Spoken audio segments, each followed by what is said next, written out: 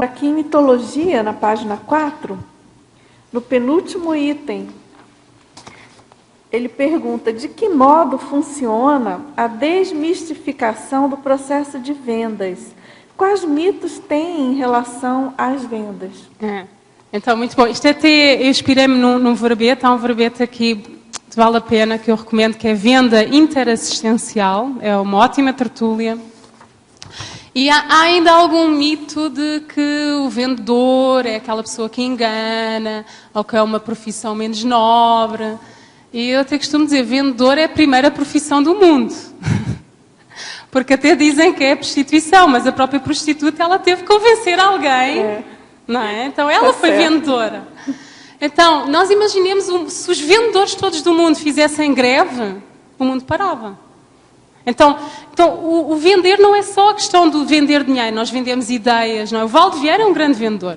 Ele fala com 5 anos de idade, 6 anos de idade, já vendia.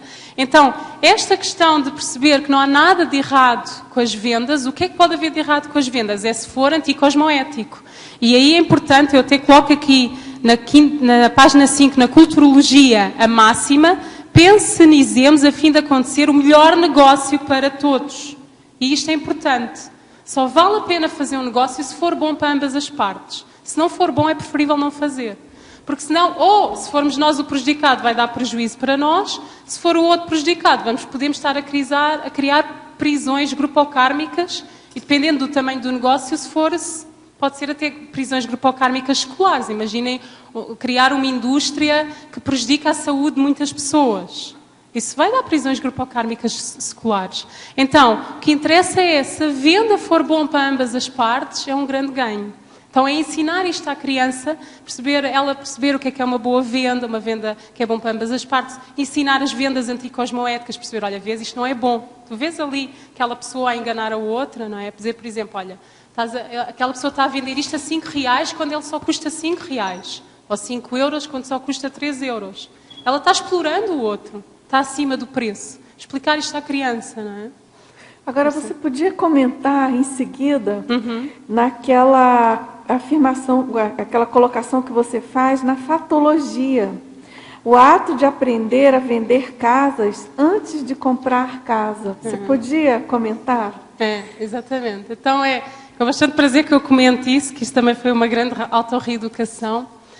Gente, a primeira casa que eu e o Alexandre, meu companheiro, comprámos lá em Portugal, já agora antes de tudo, deixem-me dizer, o Alexandre, o meu grande companheiro evolutivo, ajudou-me imenso para eu conseguir escrever este verbete. Ele foi um grande aparador intrafísico, porque eu estudei durante meses para escrever o verbete, mas depois não conseguia sentar para escrever o verbete. Eu dizia, este fim de semana eu vou ficar aqui só a escrever o verbete. Então, eu ia para a cozinha, eu ia à sala e isto. Lá vinha o Alexandre, não, vais sentar ali para escrever o verbete. Então, com muito amor e carinho e firmeza, era ele que me lembrava a questão, não fujas. E porquê que eu estava fugindo? Por causa da questão da reeducação.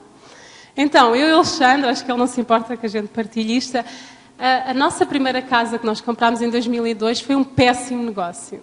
Nós fomos altamente enganados. Era uma altura que a internet ainda não estava consolidada, então nós não tínhamos a noção de preço de mercado. A casa é linda, está num sítio bem localizado, perto do comboio, isso é verdade. Não estou de todo, não estamos nada arrependidos. Mas a verdade é que nós fomos mesmo enganados. Só para ter ideia, ainda hoje, se a casa fosse vendida, ainda dava no prejuízo. Estamos a falar 11 anos depois. Então, o que é que eu percebi? Nossa, eu fiz uma compra, nós fizemos uma compra sem perceber nada de casas. Esse foi o problema. Não é? Então, nós tivemos, costuma-se dizer, quando há um problema, nós temos 50% de parte. Não é? Então, os outros enganaram-nos, mas eu também fui ignorante. E aí, o que é que eu percebi? Então, e aí nesse processo, quando eu vim cá em 2005, então 3 anos depois, eu tenho que aprender sobre casas. Eu não percebo sobre casas. Se eu quiser comprar uma outra casa, não é? Eu tenho que saber sobre casas. Então, qual é a melhor coisa? Eu fui trabalhar para uma imobiliária. Então, imagina, eu já era psicóloga há 5 anos e fui de livre vontade, em part-time, trabalhar uma imobiliária para aprender o mundo das casas, para aprender o mundo imobiliário.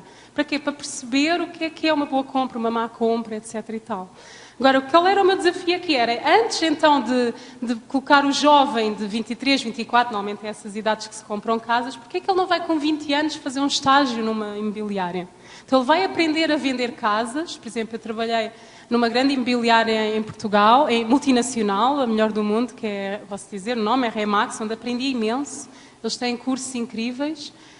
Então imagine o que é logo com 20 anos de idade, antes de ele comprar a própria casa, ele aprender a vender casas. E com ética. E isso era um cuidado que eu tinha. Aliás, eu entrei para a imobiliária não para querer vender, era para aprender. Mas no processo eu percebi, para lá, já que eu posso vender com ética, por que não? Então eu avisava os meus amigos e dizia, olha, eu vou ser muito cuidadosa. Se eu percebi que a casa tem bolor, tem um problema, tem umidade, eu vou-te avisar. Eu vou-te avisar, vai demorar se calhar a comprares a casa, mas eu vou-te avisar dos defeitos todos da casa. E era curioso que aí vinham alguns amigos pedir ajuda, porque já sabiam que eu não estava preocupada em vender rapidamente. Eu queria era que eles ficassem bem, porque eu tinha passado essa dificuldade. Então eu acho que isto é um bom desafio. Antes do jovem se preocupar em comprar a casa, aprender a vender casas. Porque ele na aprendizagem, ele vai saber identificar então uma boa compra, quando ele precisar.